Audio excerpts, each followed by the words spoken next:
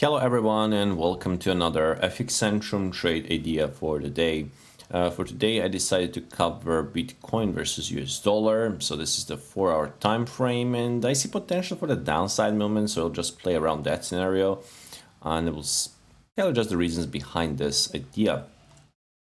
So as I mentioned, this is the 4-hour time frame. We can see that if you basically check RSI market traded, we have a couple of pushes higher here in the last couple of days, and seems like now we also switched the EMAs to the RSI as well to the downside. So there is a chance for, at least from my perspective, the retest of 122,500 or so, or eventually even retest of this middle Bollinger Band if you want, or the previous swing highs as well. So let's just try to go and construct this short-term position. I use the short position tool. If we put like 128,000 to be like a protective stop, then we have about here a 1-to-1 risk-reward ratio. The market reached 119,620. This is a 1-to-1 risk-reward ratio, but I think probability for this is high probability the market will sustain into the end of the week below 128,000 mark.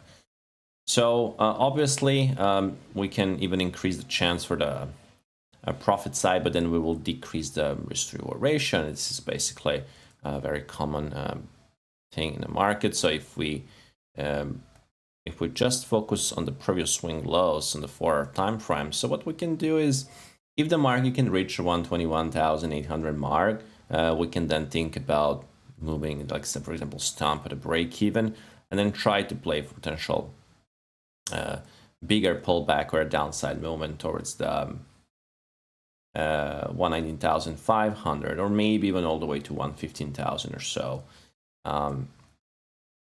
Okay, so maybe try to play for 1.5 to 2 times bigger reward versus initial risk in the Bitcoin. So that will be in an hourly time frame. We can see that market already when the RSI went to 40, so we actually cleaned this middle Bollinger Band as well. We're holding below on a 30-minute.